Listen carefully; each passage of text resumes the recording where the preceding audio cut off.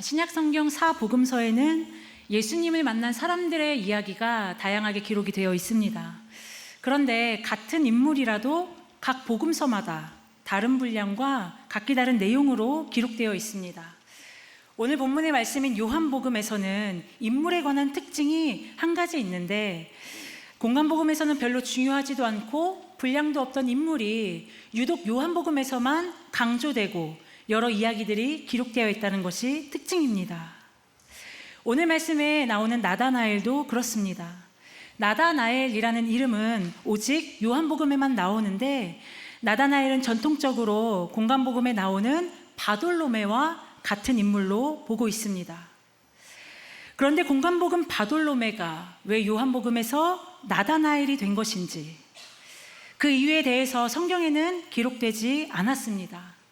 각각 이름의 뜻을 보면 바돌로메는 돌로메의 아들이라는 뜻이고, 나다나엘은 하나님이 주셨다, 하나님의 선물이라는 뜻을 가지고 있습니다.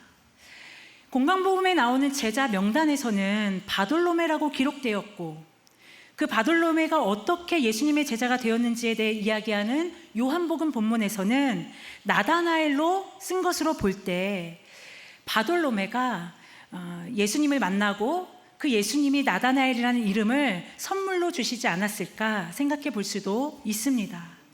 그런데 바돌로메든 나다나엘이든 공통점이 하나 있는데, 그것은 두 이름 모두 항상 빌립과 함께 등장한다는 것입니다. 마태복음 10장 2절과 3절에 보면 12사도의 이름은 이러하니 베드로라 하는 시몬을 비롯하여 그의 형제 안드레와 세베대의 아들 야고보와 그의 형제 요한, 빌립과 바돌로메, 도마와 세리마테, 알페오의 아들 야고보와 다데오. 방금 읽은 12제자 명단에서 바돌로메는 빌립과 바돌로메라고 나란히 소개되고 있고, 오늘 요한복음 본문 말씀에서도 이 빌립과 나다나엘이 함께 등장하고 있습니다. 이러한 점을 봐서도 바돌로메와 나다나엘은 같은 인물이라 볼 수 있습니다. 우리가 많이 읽었던 요한복음 1장은 말씀이 육신이 되신 예수님에 대해 증언하고, 이어서 예수님의 행적에 대해 구체적으로 말씀하기 시작합니다. 먼저 세례 요한의 제자였던 두 사람, 안드레와 베드로는 자신의 원래 스승이었던 세례 요한의 증언을 통해 이제는 세례 요한의 제자가 아닌 하나님의 어린 양, 메시아 되시는 예수님의 제자가 되기로 결단하게 됩니다. 그런 다음 오늘 읽은 말씀은 안드레, 베드로와 같은 벳세다 사람이었던 빌립이 예수님을 따르게 된 이야기로 이어지고 있습니다. 그런데 안드레, 베드로, 빌립이 예수님을 따르게 된 이야기에는 차이점이 있습니다. 요한복음 1장 37절을 볼까요? 두 제자가 그의 말을 듣고 예수를 따르거늘. 방금 읽은 말씀에서 두 제자 안드레, 베드로가 자신의 원래 스승이었던 세례 요한의 말을 듣고 그들은 자신들이 직접 예수님을 따르기로 결정했습니다. 그렇다면 빌립을 볼까요? 이튿날 예수께서 갈릴리로 나가려 하시다가 빌립을 만나 이르시되 나를 따르라 하시니. 여러분, 무슨 차이가 있죠? 안드레와 베드로는 자신들의 의지로 직접 예수님을 따랐지만, 빌립은요, 예수님께서 그를 직접 만나 나를 따르라 말씀하셨다는 것이죠. 아마 우리 중에도 어떤 분은 자신의 의지를 펴서 예수님을 직접 찾아가신 분들이 있고, 또 어떤 분은 삶의 자리에 예수님께서 강권적으로 찾아와 주시고 불러주신 경험으로 인해 이 자리에 계신 분들이 있으실 거라 생각됩니다. 그런데 부르심의 모습은 다를지라도 중요한 것은요, 이 자리에 있는 우리의 모두 고백이 같다는 것입니다. 하나님께서 나를 택하여 주셨구나. 이 모든 것이 하나님의 계획이었구나. 예수님의 부르심이 안드레, 베드로, 빌립 각각 다를지라도 모두가 동일하게 예수님의 제자가 된 것처럼 우리 각자의 오늘이 있기까지 그 모든 것이 하나님의 계획과 섭리였다라는 고백이 오늘 우리 모두의 고백이 되기를 축복합니다. 이어서 45절 말씀을 함께 읽도록 하겠습니다. 빌립이 나다나엘을 찾아 이르되 모세가 율법에 기록하였고 여러 선지자가 기록한 그 일을 우리가 만났으니 요셉의 아들 나사렛 예수니라. 빌립은 예수님의 부르심을 받은 후에 곧바로 나다나엘을 찾아가 구약의 율법서와 구약의 예언서에 기록된 주인공 그 메시아를 만났다고 말합니다. 빌립이 나다나엘을 찾아가 메시아를 만났다 말할 때 이 만났다라는 헬라어 단어 속에는 메시아를 만난 빌립이 지금 얼마나 감격하고 확신에 차 있는지 메시아를 만난 빌립의 감정이 훨씬 더 이 헬라어 원문에는 자세하게 드러나고 있습니다.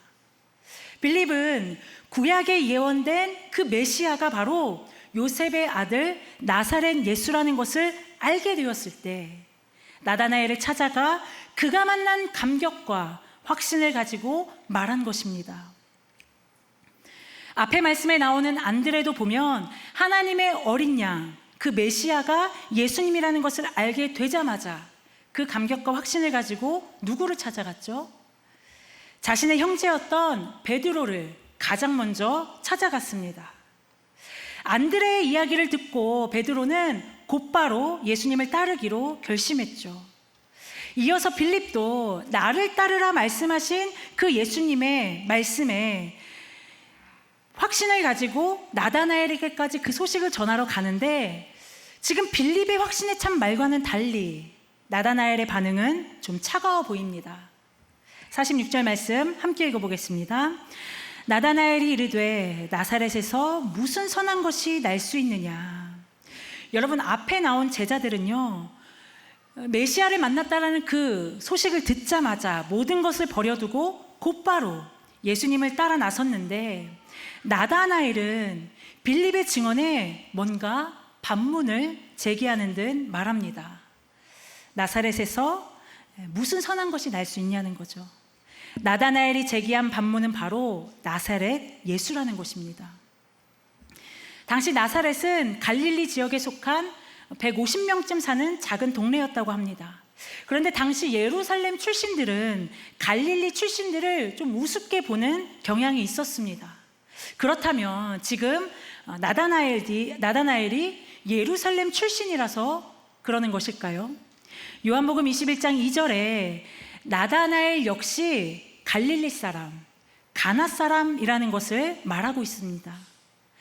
나사렛과 가나는 10km 정도 떨어진 아주 가까운 인근 동네였습니다. 그런데 당시 나사렛은 같은 지역의 갈릴리 사람들로부터조차 멸시를 당했던 동네였기에 인근 가나에 살던 나다나엘은 이러한 나사렛에 대한 평판을 잘 알고 있었을 것입니다. 성경에 나오는 이러한 나다나엘의 모습 때문에 지금까지 이어지는 나다나엘에 대한 평가는 대부분 편견이 있는 사람, 선입관이 있는 사람으로 여겨왔습니다. 하지만 나사렛에서 무슨 선한 것이 날 수 있냐는 그 나다나엘의 말은 단순히 나사렛이라는 동네의 편견을 가지고 말한 것이 아닙니다. 빌립이 나다나엘에게 구약에 예언된 메시아를 만났고 그 사람이 나사렛 예수라고 말했을 때 나다나엘은 그가 지금까지 평생을 알고 그가 믿고 있던 정보, 그가 확신하고 있었던 그 신념에 빌립의 말을 듣고는 충돌이 일어나는 경험을 했습니다. 그래서 나다나엘은 빌립이 뭘 잘못 알고 있나 싶어서 그가 믿고 당연하게 확신하고 있는 그것을 표현한 말이 바로 나사렛에서 무슨 선한 것이 날 수 있느냐라는 말이었습니다. 나다나엘이 알기로는 구약에서 예언된 메시아는 다윗의 자손으로서 베들레헴 출신이어야 맞는 것인데 나사렛이라니. 나다나엘은 베들레헴이 아닌 나사렛이라는 것에 꽂혀 그의 심기가 불편해졌습니다.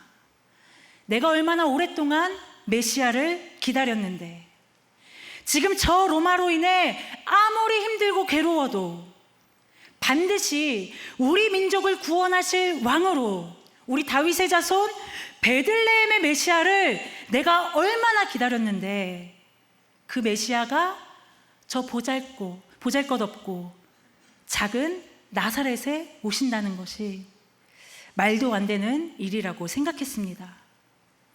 메시아가 나사렛 같은 곳에 오셨다는 것은 나다나엘에게 있어서는 도저히 상상할 수 없고 믿기 어려운 일이었습니다. 나사렛에서 무슨 선한 것이 날 수 있겠냐? 이것은 나다나엘이 단순히 지역 편견을 가지고 있었다는 것을 의미하는 것이 아니라, 여러분, 오히려 나다나엘이 얼마나 메시아를 고대하고 기다리며 살았는지, 구약의 예언이 반드시 이루어질 것에 대한 나다나엘의 확고한 믿음을 나타내는 말이 바로 나사렛에서 무슨 선한 것이 날 수 있겠냐라는 말입니다. 하지만 나다나엘의 이러한 믿음과 확신은 잘못된 것이라는 것을 우리는 알 수 있습니다. 마태복음 2장 23절에 보면 나사렛이란 동네에 가서 사니 이는 선지자로 하신 말씀에 나사렛 사람이라 칭하리라 하심을 이루려 함이로라. 여러분, 예수님은 나사렛에서 태어난 것이 아니라 우리가 알다시피 예수님은 베들레헴에서 태어나시고 나사렛에서 성장하셨죠. 그러나 나다나엘은 이 사실까지는 알지 못했기에 메시아가 나사렛 출신이라는 것을 믿을 수 없었던 것입니다. 생각해보면 오늘날 우리도 나다나엘처럼 내가 부분적으로만 알고 있는 것에 대한 나의 잘못된 확신 때문에 믿지 못하는 것은 없나 생각해보게 됩니다. 빌립은 나다나엘에게 그가 만난 메시아에 대하여 전했지만 예상하지 못했던 반응을 보이자 이렇게 말합니다. 빌립이 이르되 와서 보라 하니라. 자신이 만난 메시아에 대해서 믿지 못하고 좀 냉소적인 반응을 보인 나다나엘의 반문에 대해서 빌립은 그와 더 이상 논쟁하려 하지 않고 곧바로 와서 보라고 말했습니다. 저희 친정은 농사를 짓습니다. 비닐하우스가 있는데 저희 어머니가 여름이 되면 가족들이 먹을 수박을 좀 비닐하우스에 재배를 하십니다. 제가 이번 여름에도 저희 친정에 갔다가 엄마가 재배한 수박을 좀 같이 따러 갔는데 웬걸요, 수박이 너무 큰 거예요. 그러니까 거짓말 안 하고 정말 제 머리에 한 4-5개쯤 되는 크기였습니다. 엄마랑 제가 들 수조차도 없는 크기의 수박이 여러분 비닐하우스에서 자랐던 거죠. 제가 남편에게 전화를 했습니다. 여보, 지금 비닐하우스에 대박 큰 수박이 있어. 우리가 들 수조차 없어. 여보 배보다도 커 라고 말했더니 제 남편이 뭐라고 하냐면 어떻게 비닐하우스에서 그 큰 수박이 생길 수 있냐, 믿지를 않는 거예요. 그래서 믿지 못하는 남편에게 제가 무슨 방법을 썼겠습니까? 일단 비닐하우스로 와서 수박을 좀 봐. 나는 분명히 그 큰 수박을 보고 있는데 보지 못해 믿지 못하는 남편에게 확실하게 쓴 저의 방법은 와서 보라는 것이었습니다. 그 수박은 제가 친정에서 교역자 사무실에 가져와서 이틀 동안 아주 배부르게 먹었습니다. 빌립은요, 자신이 만난 메시아를 믿지 못하는 나다나엘에게 그가 할 수 있는 가장 확실한 방법을 썼습니다. 와서 보라는 방법입니다. 메시아를 전했지만 믿지 못하는 나다나엘에게 와서 보라고 말한 데까지가 바로 빌립의 역할이었습니다. 이제 예수님과 나다나엘의 대화로 전환이 되게 됩니다. 47절 말씀을 함께 볼까요? 예수께서 나다나엘이 자기에게 오는 것을 보시고 그를 가리켜 이르시되 보라, 이는 참으로 이스라엘 사람이라 그 속에 간사한 것이 없도다.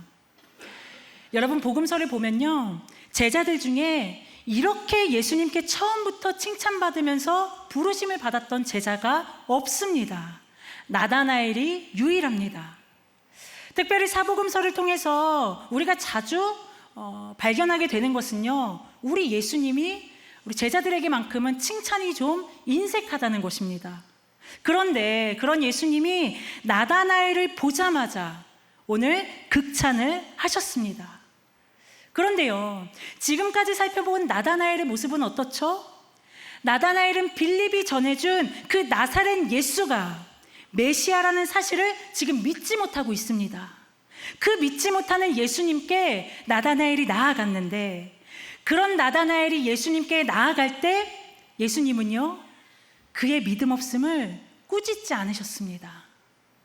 오히려 그 나다나엘을 칭찬하시는 예수님의 모습과 믿지 못하는 나다나엘의 모습이 오늘 성경에서는 대조를 이루고 있습니다. 참으로 이스라엘이라는 말은 나다나엘이 빌립의 말을 비록 믿지 못했음에도 불구하고 그가 와서 보라는 빌립의 말을 듣고는 나다나엘 마음 가운데는 믿어지지는 않지만 어쨌든 예수님 앞으로 나오게 된 그 모습 자체를 우리 예수님은 칭찬하신 것입니다.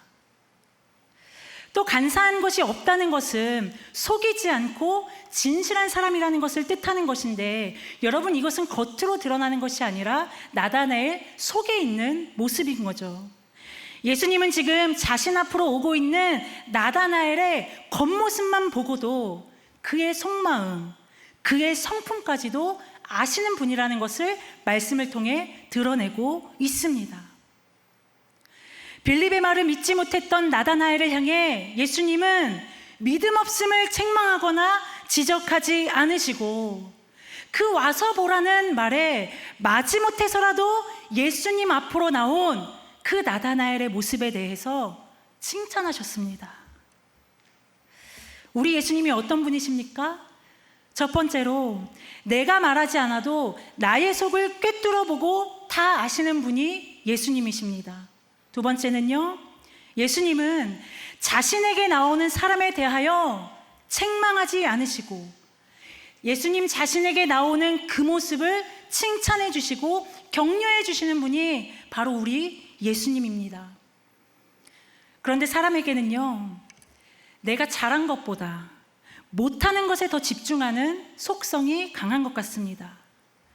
그러나 예수님은 우리가 여전히 부족하고 연약하지만 때로는 우리도 마지못해 예수님께로 나아가는 그 모습을 가지고 예배 가운데 나아오지만, 예수님은 우리를 향해 그러한 모습마저도 참 이스라엘이다, 진실하다, 이렇게 여겨주시는 분이 바로 우리 예수님입니다. 그러니 여러분, 우리의 어떠함이나 우리의 부족함에 집중하지 마시기 바랍니다. 우리를 언제나 환대하시고 우리의 있는 모습 그대로를 격려하시는 그 예수님을 우리 모두 바라봤으면 좋겠습니다. 예수님의 말을 들은 나다나엘이 예수님께 어떻게 나를 아시나이까? 라고 질문합니다. 여기서 말하는 아시나이까, 헬라어 기노스코는 경험을 통해 아는 것을 의미합니다. 나다나엘은 자신을 만난 적도 없는 사람이 어떻게 자신을 경험적으로 안다고 말하는 것인지, 어떻게 나를 아시나이까? 라는 질문을 한 것입니다. 나다나엘의 이러한 질문에 대해 예수님은 무엇이라 답하시는지 함께 읽어보겠습니다. 빌립이 너를 부르기 전에 어떻게 나를 아는 것이냐는 질문에 대해 예수님은 과거의 시간까지 거슬러 올라가 나다나엘이 예수님에 대해 알기 전부터 예수님은 나다나엘을 아셨다고 말씀하신 것입니다. 특별히 이 말씀에서 예수님은 한 장소를 언급하시는데 그곳이 바로 무화과 나무 아래입니다. 나다나엘이 무화과 나무 아래에서 무엇을 했는지에 대해서는 성경에 기록되지 않았지만, 무화과 나무 아래는 옛날 이스라엘 사람들이 다시 오실 그 메시아를 기다리며 묵상하고 기도하던 장소입니다.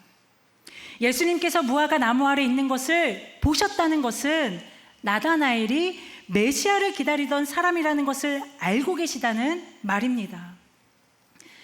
요한복음을 기록한 저자는 이 말씀을 기록하면서 나다나엘이 도대체 무화과 나무 아래에서 무엇을 했는지가 중요한 것이 아니라 지금 그의 앞에 나타난 예수님이 무화과 나무 아래에서 나다나엘이 무엇을 했는지 그것을 다 아시는 분이 바로 예수님이라는 것을 더 강조하고 있습니다. 그러자 나다나엘이 뭐라고 대답하죠? 다 함께 49절 말씀 읽겠습니다. 나다나엘이 대답하되 랍비여. 아멘. 당신은 하나님의 아들이라는 고백은 신약에서 예수님을 만난 사람들 모두의 고백이었습니다.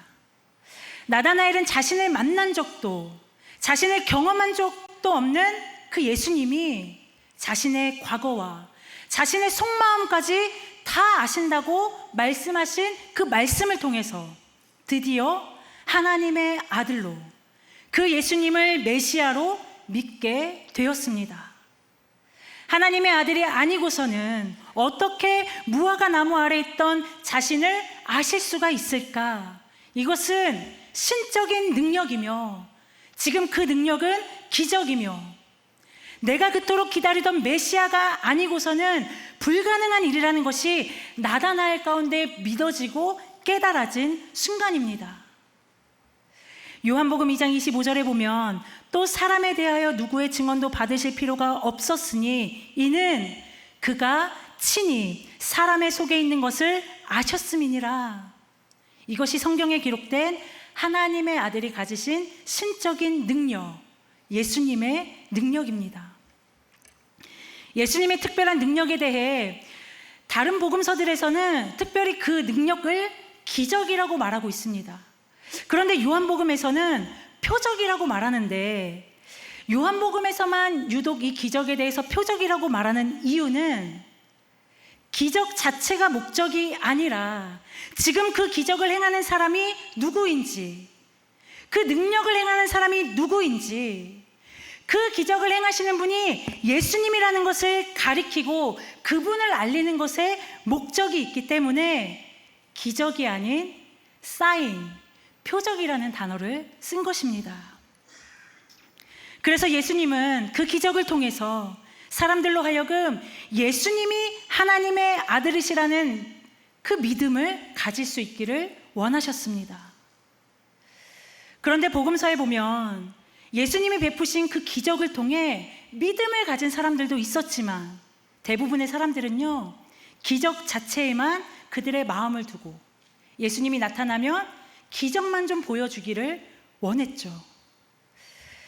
그런데요, 어쩌면 자신을 다 꿰뚫어 보시는 나다나엘이 지금 예수님을 향해 하나님의 아들이십니다 라고 했던 고백 또한 그가 예수님의 신적인 능력만 보고 그 능력에 대한 놀라움으로 고백한 것인지도 모르겠습니다.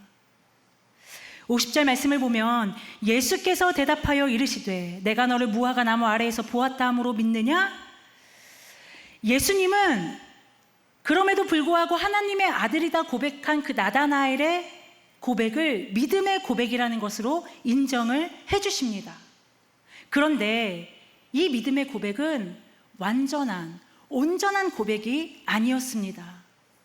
놀라운 기적을 체험하고 고백하는 것도 믿음이라고 할 수 있지만 요한복음 안에서 예수님이 말씀하시는 믿음, 그 요한복음에서 강조하고 있는 믿음은 이런 수준의 믿음이 아니었습니다.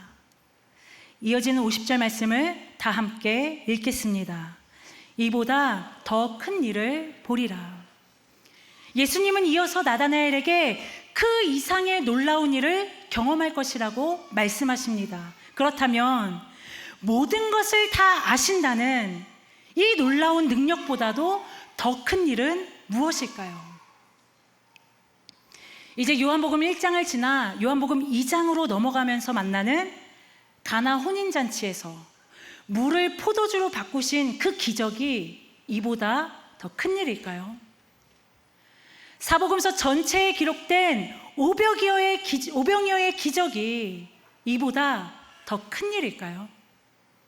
병자를 고치고 죽은 자를 살리는 기적들이 예수님은 지금 더 큰 일이라고 말씀하시는 것일까요? 우리는 더 큰 일에 대해서 알아보기 위해서는 51절 말씀을 함께 보아야 할 것입니다. 우리 다 함께 읽도록 하겠습니다. 또 이르시되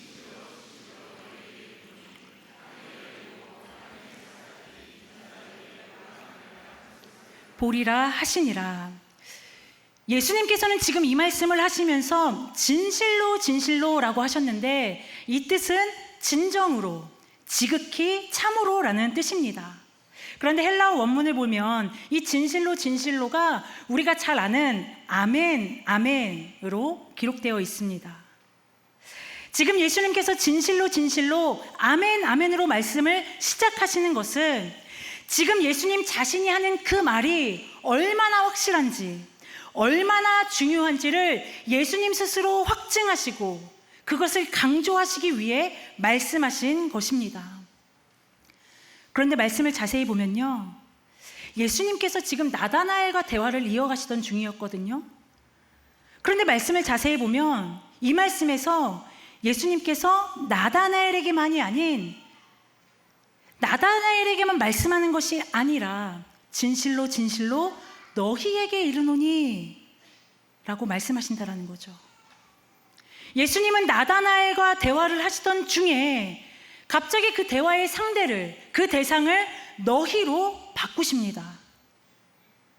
이것은 뒤에 이어지는 예수님의 확실하고 변하지 않는 말씀이 나다나엘 개인에게만이 아니라 앞으로 불러지는 예수님의 제자들, 더 나아가 믿음을 가지고 예수님을 따르게 될 모든 사람들을 위한, 너희들을 위한 말씀이라는 의미입니다. 그렇다면 지금 예수님께서 너희에게 이르노니 라고 하는 것은 오늘 이 자리 가운데 있는 오늘 저와 성도님들에게도 향한 예수님의 말씀이라는 것이죠. 그럼 이보다 더 큰 일, 예수님께서 진실로 진실로 확증하는 그 일이 무엇이죠? 다시 한번 읽어보도록 하겠습니다. 하늘이 열리고 하나님의 사자들이 인자 위에 오르락 내리락 하는 것을 보리라. 여러분, 이 말씀을 보면 우리가 지난 시간에 살펴봤던 구약의 야곱을 떠올리게 되는 말씀입니다. 창세기 28장에서 야곱은 한밤중에 돌을 베개 삼아 길에서 잠을 자다가 꿈을 꾸었습니다. 하늘과 땅을 연결하는 사닥다리에 천사들이 오르락 내리락 하는 꿈이었습니다. 그 후에 사닥다리 위에 계신 여호와 하나님을 야곱이 만나고 약속의 말씀을 받게 되는 장면이 바로 야곱이 경험한 일이죠. 그렇다면 예수님은 이보다 더 큰 일을 말씀하시면서 왜 야곱이 경험한 것과 비슷한 것을 지금 말씀하고 계시는 것일까요? 그런데 이 야곱이 경험한 창세기 말씀과 예수님이 선포하고 있는 요한복음 1장 51절의 말씀에서는 바뀐 것이 딱 하나 있습니다. 함께 말씀을 볼까요? 창세기 말씀에서는 꿈에 본즉 사닥다리가 땅 위에 서 있었다라고 말씀합니다. 요한복음 1장 51절에서는 하늘이 열리고 하나님의 사자들이 인자 위에 오르락 내리락 하는 것을 보리라 말씀하셨습니다. 지금 무엇이 바뀌었죠? 구약의 사닥다리 대신 예수님은 천사들이 인자 위에 오르락 내리락 하리라고 말씀하신 것입니다. 이것은 야곱의 꿈에서 하늘과 땅을 연결하는 것이 사닥다리였다면 이제는 인자, 하나님의 아들 예수 그리스도께서 하늘과 땅을 연결하는 그 영적인 사닥다리로, 하늘과 땅을 연결하는 중보자로 오셨음을 말씀하시는 것입니다. 야곱이 그 한밤중에 길가에서 돌을 베개 삼아 잠을 청했다는 것은요, 그의 인생이 더 이상 갈 곳도, 이제는 의지할 곳도 없는 소망 없는 상황이라는 것을 의미합니다. 야곱은 형과 아버지를 속인 그 죄로 인해 심판받아야 할 죄인이었습니다. 그 죄 때문에 지금 길가에서 잠을 청하는 처지가 된 것이죠. 그러나 그런 야곱에게 사닥다리를 통해 그 위에 계신 하나님께 나아갈 수 있는 길이 열렸고, 그 하나님으로부터 절망과 실패의 자리에서, 죄에 매여 있던 자리에서 마침내 야곱은 은혜와 축복을 받았습니다. 우리 인생도 야곱과 같이 때로는 우리 인생의 갈 바를 몰라 헤매이며 의지할 곳 없어 방황하던 인생이 바로 우리 인생 아니었습니까? 하나님께 나아갈 수조차 없는 죄인인 우리의 신분의 끝은 영원한 하나님과의 단절, 그것이 결과일 수밖에 없습니다.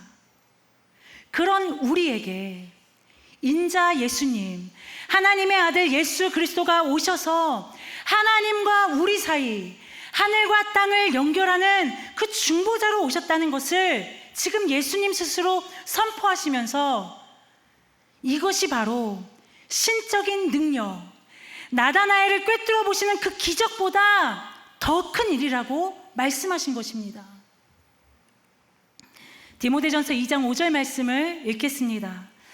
하나님은 한 분이시요 또 하나님과 사람 사이의 중보자도 한 분이시니 곧 사람이신 그리스도. 아멘. 우리와 하나님 사이를 연결하는 유일한 한 분은 오직 예수 그리스도이십니다. 우리를 위해 예수 그리스도가 오셨다는 이 선포는 모든 인간에게 하나님께로 나아갈 수 있는 새롭고 산 길이 열린 것을 보게 되는 것, 그것이 나다나엘을 포함한 너희, 즉 이곳에 모인 우리 모두가 보게 되는 것이라고 말씀하신 것입니다. 보다라는 뜻을 가진 헬라어 동사 호라오는 기본적으로는 보다, 관찰하는 뜻이 있지만 헬라어 원어에는 경험하다, 참여하다는 의미를 가지고 있습니다. 그렇다면 우리 모두가 예수 그리스도를 통해 보게 되는 것, 하나님께 나아가는 것을 경험하고 그분께 참여하게 된다는 것은 구체적으로 우리 가운데 무엇을 의미하고 말하는 것일까요? 저는 그것이 무엇인지 이 요한복음을 기록한 요한이 자신의 다른 성경을 기록했던 요한계시록에서 그 답을 얻게 되었습니다. 요한계시록 4장 1절의 말씀 함께 읽겠습니다. 이 일 후에 내가 보니 하늘에 열린 문이 있는데 내가 들은 바 처음에 내게 말하던 나팔 소리 같은 그 음성이 이르되 이리로 올라오라. 이후에 마땅히 일어날 일들을 내가 내게 보이리라 하시더라. 요한계시록 4장은요, 천상의 예배, 하늘의 예배에 대해서 말씀하고 있는 장입니다. 여기서 하늘의 열린 문이라는 표현은 하늘의 문이 이미 열렸다는 것을 의미합니다. 그렇다면 성경에서 그 하늘의 문이 언제 열렸죠? 예수님께서 세례를 받으실 때 그 하늘 문이 열렸습니다. 그리고 그 이후로 그 하늘의 문은 닫힌 적이 없습니다. 그 하늘의 열린 문을 통해 어떤 음성이 들렸는데 그 음성이 무엇이죠? 이리로 올라오라. 이것이 열린 하늘을 통해 들려지는 하나님의 음성입니다. 요한계시록 4장에서 말씀하시는 그 하늘의 예배가 무엇일까요? 이리로 올라오라는 하나님의 부르심, 하나님의 초대가 바로 하늘의 예배입니다. 예배는 하나님이 우리를 부르시는 사건입니다. 예배는 내 의지와 나의 노력으로 나가는 자리가 아닙니다. 온 만물의 창조주 되시는 그 하나님이 피조물인 우리를 초대하시는 사건, 그것이 바로 예배입니다. 그렇기에 예배에서 중요한 것은요, 우리의 결단이 아닙니다. 예배에서 중요한 것은 이리로 올라오라는 하나님의 부르심입니다. 그 부르심에 응답하고 순종하는 것이 바로 예배입니다. 이리로 올라오라는 하나님의 부르심 뒤에는 어떤 일이 일어난다는 거죠? 마땅히 일어날 일들을 보여주신다라고 말씀합니다.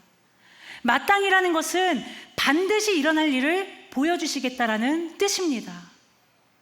이리로 올라오라는 하나님의 부르심, 그분의 초대로 인해 반드시 일어날 일, 반드시 일어날 수밖에 없는 그 일은 하나님의 임재와 하나님의 통치입니다. 하나님의 초대로 나아간 예배의 자리에는 반드시 하나님의 임재와 하나님의 통치가 있습니다. 하나님은 이것을 위해 우리를 예배의 자리로, 이리로 올라오라고 부르시는 것입니다. 그런데 이 모든 것은 하늘의 문을 여시고 하나님과 우리 인간 사이에 영적인 사닥다리, 우리의 중보자가 되시는 예수 그리스도만이 우리를 예배의 자리로, 그 부르심에 응답하는 자리로 가도록 인도하시는 것입니다. 말씀을 정리해 보겠습니다. 오늘 말씀에서 나다나엘은 자신의 모든 것을 알아보시는 그 예수님의 신적 능력을 통해 마침내 그분이 하나님이라는, 그 하나님의 아들이시라는 것을 믿게 되었습니다. 하지만 이어지는 말씀에서 예수님은 이보다 더 큰 일을 보게 될 것이라고 말씀하십니다. 그런데 그 일이 나다나엘에게만이 아니라 너희, 바로 우리도 보게 될 것이라 선포하십니다. 여러분, 우리가 신앙생활 하면서 나보다 나를 더 잘 아시고 나의 삶의 모든 흔적을 다 아신다고 말씀하는 것보다 우리 신앙생활에 더 큰 일이 무엇일까요? 그것은 하늘과 땅을 연결하는 사닥다리, 예수 그리스도로 인해 우리 가운데 주어지는 하나님의 임재, 그 하나님의 통치가 우리 삶에 임한다는 것이 더 큰 일입니다. 이 모든 것이 가능하게 되는 조건은 여러분, 우리의 노력이 아닙니다. 하나님께서 우리를 이리로 올라오라 부르시는 초대의 사건, 바로 예배의 자리를 통해 이루시겠다고 말씀하시는 것입니다. 사랑하는 여러분, 그렇게 오늘 우리가 드리는 이 주일 예배는 반드시 일어날 일, 반드시 일어날 수밖에 없는 그 하나님의 임재와 하나님의 통치가 우리에게 이루어지는 자리입니다. 여러분, 예수님께서 나의 모든 것을 아신다고 하는 것보다 하나님의 임재와 통치가 우리에게 임하는 것, 이것이 더 큰 일이라고 믿어지십니까? 내 인생의 문제가 해결되고 내 인생의 급한 기도가 응답되는 것보다 하나님의 임재와 통치가 우리에게 임하는 것, 그것이 더 큰 일이라는 것이 믿어지십니까? 우리의 영혼이 잘 되고 범사가 잘 되는 그 형통함의 복보다 하나님의 임재와 그 하나님의 통치가 우리 가운데 임하는 것, 이보다 더 큰 일이 없다는 것이 믿어지시나요? 우리 인생 전체를 통틀어 이보다 더 큰 일은 없습니다. 이렇게 공적으로 모이는 주일 예배 가운데 요한복음 1장에서 선포하는 말씀이 육신이 되신 예수 그리스도께서 열어놓으신 그 하늘문을 통해, 그 열린 하늘문을 통해 우리 가운데 임하시는 하나님의 임재와 하나님의 통치를 경험하는 것, 저와 여러분의 삶에 이보다 더 큰 일은 없습니다. 이 시간 말씀을 기억하며 우리 찬양함으로 결단의 시간으로 나아갔으면 좋겠습니다.